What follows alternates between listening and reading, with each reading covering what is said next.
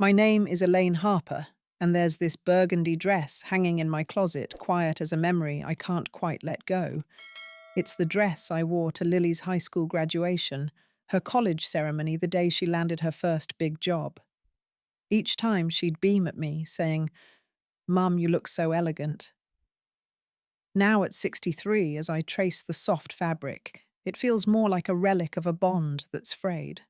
3 weeks ago, my daughter Lily sat across from me, her eyes sharp as cut glass, demanding $70,000 for a wedding dripping in excess Italian chandeliers, a Maldives honeymoon. She wanted my late husband's insurance money, the nest egg I'd guarded for my twilight years. When I offered $15,000, enough for a beautiful day, she called me selfish, her voice slicing through the love I'd poured into her for 35 years. I barely recognized the girl who once tucked wildflowers into my hair. Then yesterday, a phone call came. Lily's voice was softer, almost like the old days, inviting me to Bella Vita for dinner to work things out. My heart caught hope, maybe, but a shadow lingered in her tone, stirring unease. As I slip on that burgundy dress tonight, I wonder, is this a chance to mend us, or a trap waiting to snap shut? I can still see Lily's tiny hand clutching mine, fever hot, as I sat by her bed, through those long nights when she was 6, whispering stories to keep her calm. Those were the years I poured everything into her and Ethan, my eldest, stitching our family together after my husband's passing. I'd spend afternoons teaching Lily to roll pie dough, her giggles filling our kitchen, or work late shifts to buy her that sparkly prom dress she wore like a dream. I pushed her on swings at the park until my arms ached, her laughter brighter than the sun. The hallway in my little apartment still holds those framed photos. Us at the zoo, Lily's graduation, Ethan's first stethoscope. Every snapshot screams love, the kind you give without expecting anything back. But looking back, I wonder if I sheltered Lily too much, made life too easy. So she grew up thinking my sacrifices were owed to her, like air she could breathe without asking. Now widowed and alone in this quiet place, I feel the weight of those years. Did I give her everything but forget to teach her what it means to value it? I step into Bella Vita, and the familiar glow of candlelight wraps around me like a memory. This was our place, mine and Tom's, for our 30th anniversary, where we danced to soft jazz and laughed over wine. Now at 63, I'm here for Lily, my heart flickering with hope. She's already seated radiant in a designer maternity dress that probably costs more than my monthly rent. 3 months pregnant, she looks like a vision of new life, and when she rises to hug me, her perfume stirs memories of the little girl who clung to me. "How are you, Mum?" she asks, her voice soft, almost tender. For a moment I let myself believe her pregnancy might have softened her, that the grandchild growing inside her could bridge the chasm between us. But her eyes dart away, avoiding mine, and James is nowhere in sight. A prickle of unease creeps up my spine. Where is he? Why does her smile feel rehearsed, like a scene she's practiced? I settle into my chair, the candlelight casting shadows that dance like my doubts. Is this dinner a step toward healing, or am I walking into something I can't yet see?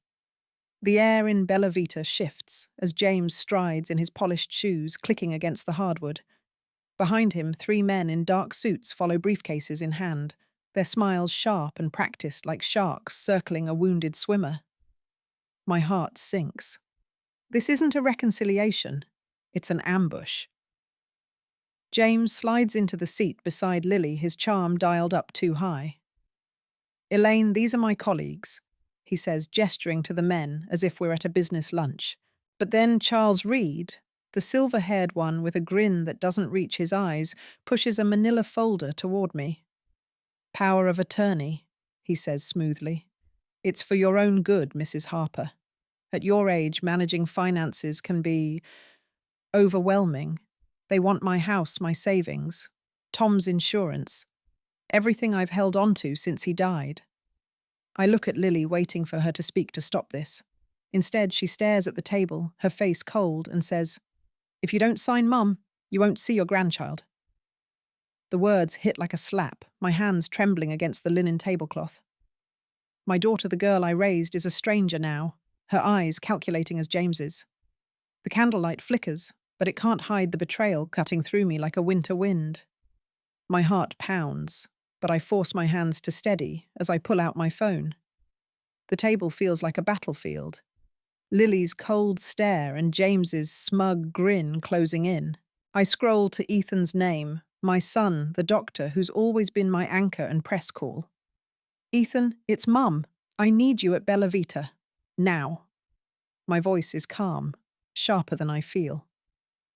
20 minutes later, he walks in still in his hospital scrubs, his dark eyes scanning the scene like he's diagnosing a crisis. The air shifts. James's polished confidence falters. Ethan sits, picks up the manila folder and flips through it with the precision of someone used to life or death decisions. "What's this, Lily?" he asks, his voice low, laced with disappointment. She stammers, her composure cracking under his gaze. "Financial planning," he says, tossing the papers down. "This looks like a takeover." I watch my son, his quiet strength, a mirror of his father's, and feel a spark ignite inside me. Calling him was no surrender. It was my first move in taking back control. For the first time tonight, I'm not the prey. I'm the one setting the terms. The tension at Bella Vita hums like a taut wire, but I feel a shift inside me, a quiet resolve taking root. Then the door swings open, and Margaret Cole strides in her silver hair, catching the candlelight like a crown. At 70, she's a force sharp as a blade, with the calm of someone who's faced down worse than this table of schemers. She sets her briefcase down with a deliberate thud, her eyes locking onto James. "Mrs. Harper," she says, voice smooth as velvet, but edged with steel. "I believe you've seen enough of their paperwork. Let's show them yours." She slides a folder across the table, crisp documents bearing the county seal. "An irrevocable trust," she announces almost casually. "Elaine's assets, her home, her savings, her late husband's insurance are secured for her children and unborn grandchild with Ethan as trustee." James's face drains of colour, his calculated charm crumbling. His lawyers shift their briefcases, suddenly looking like shields. Margaret leans in her smile, a polite dagger. "You assumed Elaine was vulnerable, didn't you? A widow alone, easy to push around." She pauses, letting the silence sting. "You miscalculated." I stand taller, my voice steady. "I'm not cutting my children out of my life, James. I'm protecting them from you." The lawyers mumble excuses, gathering their papers, retreating like scolded dogs. Margaret nods at me, and for the first time tonight I feel powerful, not as a victim, but as a woman who's reclaimed her ground. James's plan lies in tatters, and the victory tastes sweeter than any wine Bella Vita could pour. I turn to Lily, her face half lit by the dim glow of Bella Vita's candles, and for a moment I see the little girl who once brought me daisies. But that girl is gone, replaced by someone whose silence cuts deeper than words. My voice is low, steady, though my heart aches. "Lily, when you're ready to talk about your child, our grandchild, not money, call me. But come alone." Her eyes glisten with tears. Maybe regret, maybe the sting of her own defeat, but I can't tell anymore. I stand my burgundy dress, catching the light, like a quiet rebellion. Ethan takes my arm, his presence solid as oak, and Margaret follows her briefcase, a shield we no longer need. As we step out of Bella Vita, the cool night air brushes my skin, and the streetlights cast a hazy glow like a path opening before me. I'm not the woman who walked in here trembling with hope and doubt. I'm free not from love, but from the weight of betrayal. I've drawn a line clear as glass and left the door cracked for Lily if she ever finds her way back. The city hums around us, indifferent, but I feel a quiet pride. I've chosen myself, and that's a victory worth walking toward.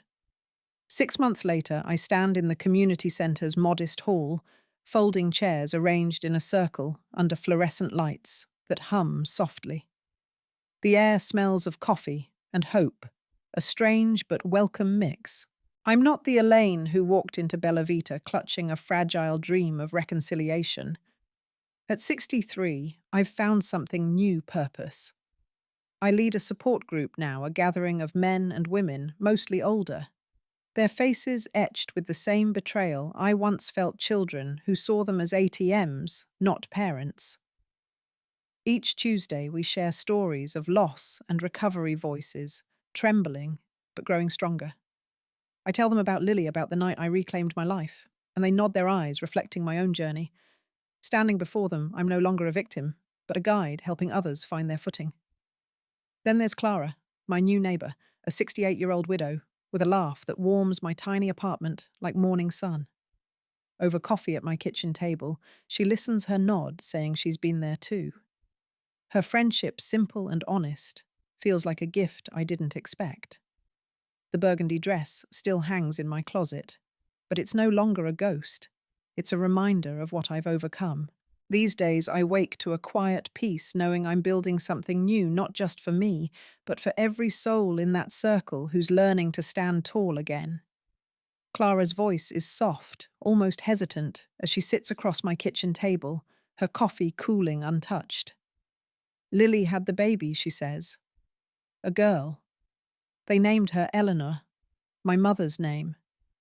The words land like a stone in still water rippling through me.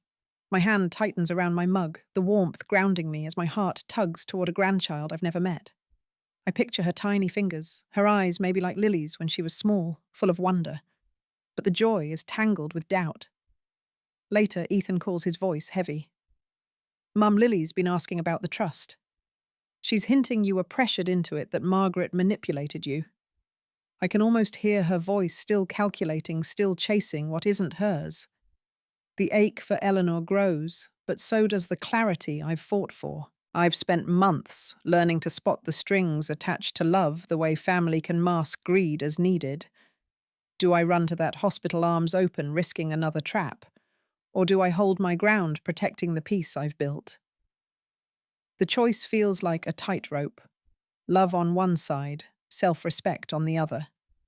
I want Eleanor in my life, but not at the cost of my soul. If this story moves, you share your city in the comments. Let me know how far my journey's reached. Together we can spread the strength to stand firm. I sit at my kitchen table, the morning light spilling across a blank sheet of paper. My pen hovers heavy with the weight of everything I've carried: love, betrayal, hope. I begin, Dear Lily. The words flow not with anger, but with a clarity I've earned. I write of Eleanor, my granddaughter, whose name echoes my mother's, and how I long to hold her, to see her smile. But I'm clear any visits will happen with Ethan there. His steady presence a guardrail against your schemes. If you mention money, the trust, or past grievances, the door closes. I pause, my hand steady, and write the hardest part. I love the daughter. You were the one who brought me wildflowers and laughed over cookie dough. But I can't let the woman you've become hurt me anymore.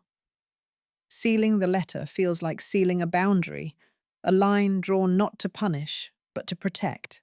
It's a quiet act of freedom, a declaration that my heart is open, but my life is mine.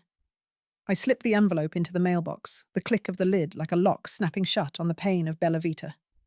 There's hope in these words, a crack for Lily to step through if she chooses truth over greed. For now, I've chosen myself, and that choice feels like sunlight after a long, cold night. Standing in the community centre, I look at the circle of faces, each one carrying scars like mine, each one searching for a way forward. At 63, I've learned something I wish I'd known sooner. Loving your family doesn't mean sacrificing your dignity. Sometimes the greatest gift you can give yourself, and those you love, is to stand firm, to say no when their demands try to hollow you out. My journey through Lily's betrayal taught me that. It wasn't just about the money or the trust. It was about seeing my own worth, refusing to be a shadow in my own story. Setting boundaries wasn't cutting her off. It was choosing to live with self-respect. Now leading this group, sharing my nights with people rebuilding their lives, I've found a purpose I never imagined. To anyone out there, especially those of you over 40 who've given everything to family, only to feel unseen, know this: you are enough. You can draw a line, find your voice, and build something new no matter your age.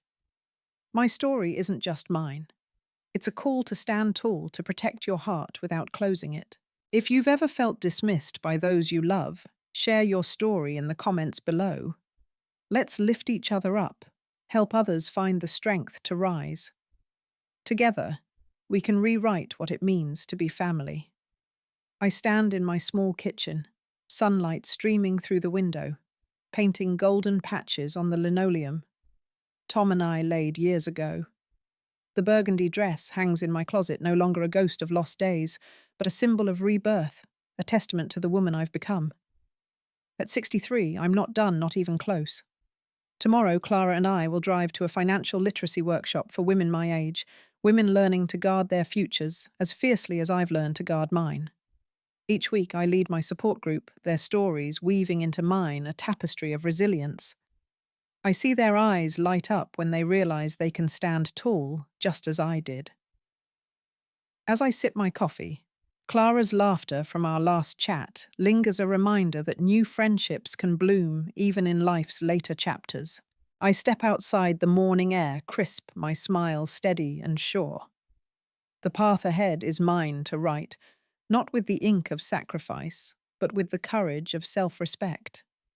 No matter your age, you can find freedom, purpose a story that's yours alone. I'm ready for whatever comes next, and that feels like sunlight promising a new day. Please hit subscribe to catch more stories of strength and freedom. Share this video to spread hope to those who need it most. Looking back, I've learned that family isn't just the ties we're born with. It's the ones we choose to nurture with forgiveness, patience, and shared strength. Forgiving Lily didn't mean erasing the hurt or inviting more betrayal. It meant freeing my heart from the weight of resentment, letting me love her from a distance while hoping she'd find her way back.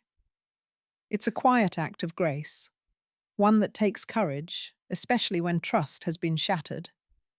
Patience, too, has been my teacher. I've waited for Lily to reach out to choose a relationship built on truth, knowing that change in others comes on its own time, not mine. This patience isn't weakness. It's a steady belief in second chances, balanced by the boundaries I've set. Most of all, I've found power in the community. The men and women in my support group, Clara's warm laughter, even the strangers who share their stories, they've shown me we're never alone in our struggles. Together, we weave a safety net of understanding, lifting each other up when family falters. To those of you carrying the ache of broken bonds, know this: forgiveness doesn't mean surrender. Patience isn't giving up, and community can be your strength. Your story matters. Share it in the comments below, along with your city, so we can see how far this message travels. Let's build a circle of resilience, one voice at a time.